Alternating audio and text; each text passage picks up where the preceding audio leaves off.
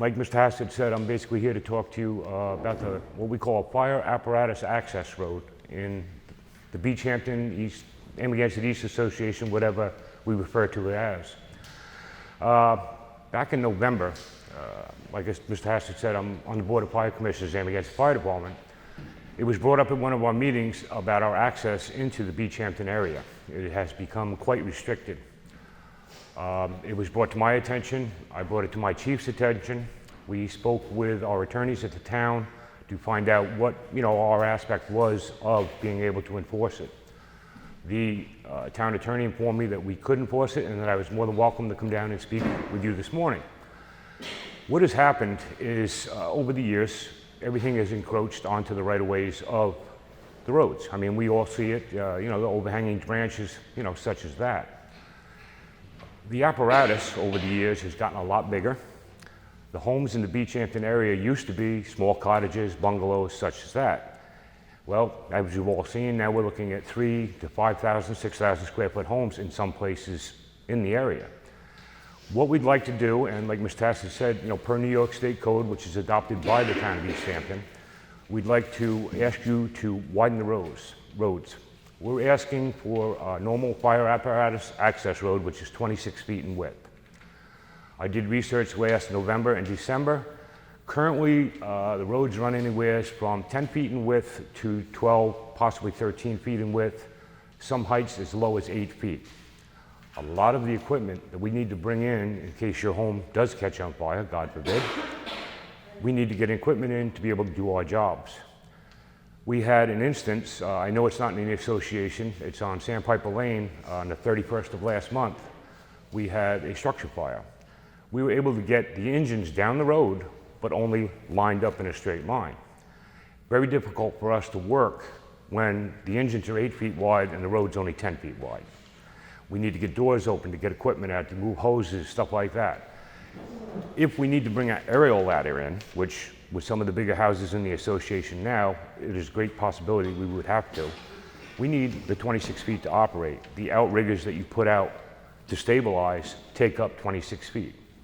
Also, it enables us to pass 2 engines or 2 trucks side by side if we need be, to lade hose, to whatever we have to do, to open compartments. The way the code is written, any roads that have a hydrant on them have to be the full 26 feet. But to go along with that, we'll have to put up what are called fire apparatus access road, no parking signs. So there'd be no parking, even at 26 feet, there's no parking allowed on the side of the road. If you want to go that route and make it wide enough for parking, it has to go to 35 feet, which is it's a wide road. I did a little bit of research and found an old file map from 1936. When the association was originally laid out, the roads were 50 feet in width is the right-of-way. Like I said, over the years, there is some hardscaping, such as Belgian blocks, such like that, that has encroached into the roads. We're asking that the association get a survey, find out where the roads are, mark the centers of the roads, go 13 feet either direction to give us our full 26 feet in width. We also require the height of 13.6. Most of the trucks we run are around 12 feet in height, some of them, ladder trucks, such like that. Occasionally, if we do have a fire, we have to bring in heavy equipment. It's very difficult to get the heavy equipment in and out. We had an instance, a couple of years ago with one of our ambulances, went down for a call, and going down the road, we busted mirrors, we busted lights. This equipment's very expensive, and you all as taxpayers are paying for this equipment. When we start replacing, lights and mirrors on the trucks and things like that, it's very expensive. Of course, that gets passed on to you. So we're hoping that you will go along with my recommendations, Mr. Hassett's, and maybe we can get this roads opened up, the height, better, and to be able to provide you with the service that you deserve. So, yes, sir. Can I interrupt you 1 second? I just want you all to know I'm a little bit hard of hearing, so if you can speak up. It's from being in construction for so many years. So, yes, sir. Good morning. Good morning. My name is Maurice Mann. I own a home on Maidstone Drive and also on Devon Road. Two roads pretty much parallel. Two properties that are joined. Last year, I understand there was a big contention about this. I was involved. I A little bit louder?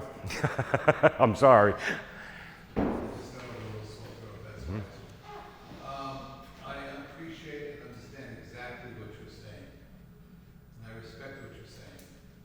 I am unalterably opposed to widening the roads to the extent that you're talking about. First of all, 3 weeks ago, had me taken to Southampton Hospital. They were fabulous.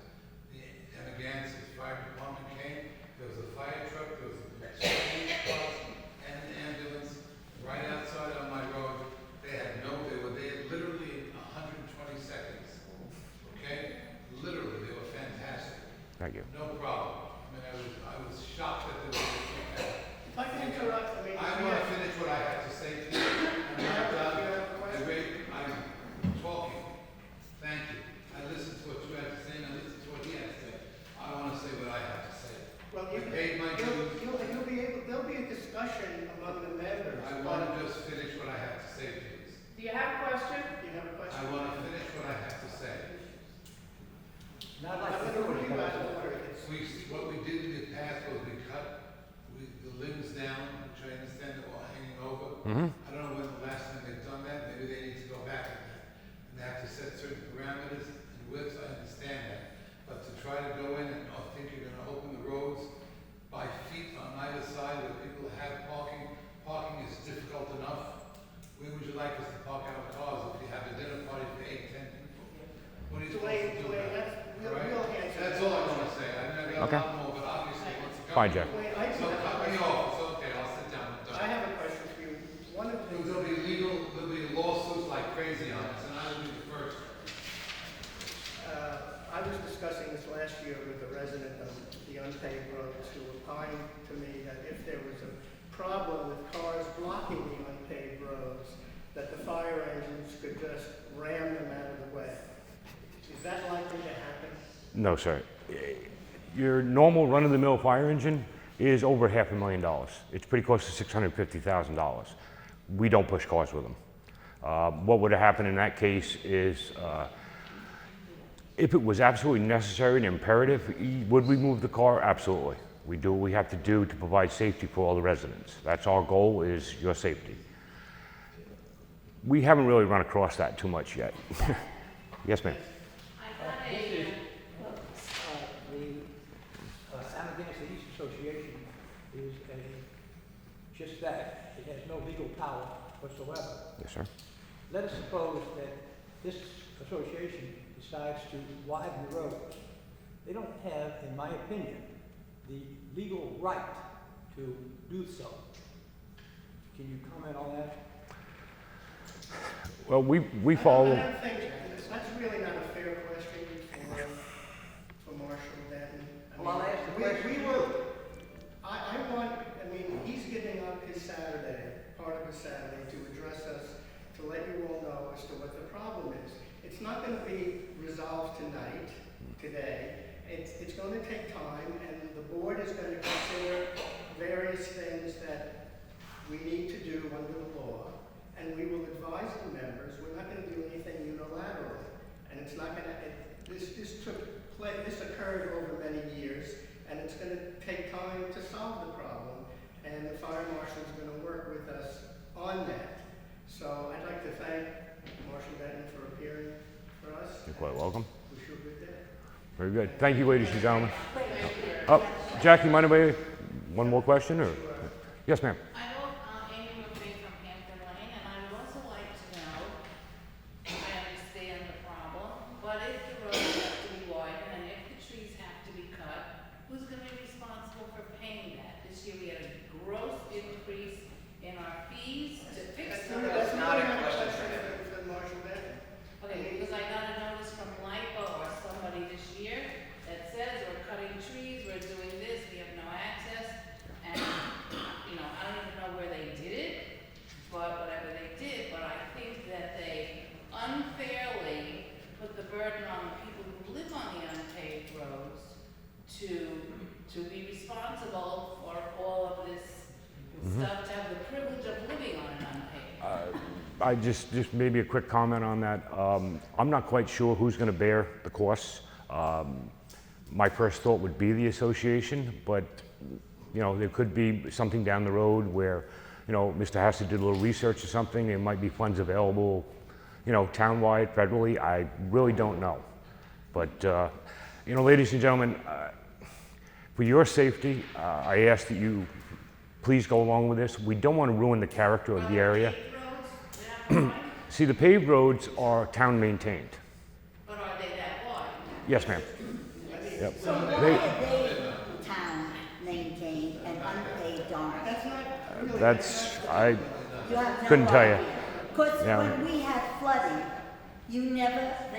we called the fire department. Excuse me, you know, he's just here to talk. I know, but I'm just asking, If maybe you, you know. why don't No you one say would that? come. Excuse me, may I suggest we meet once a year, and various people here have their thing on their mind, okay?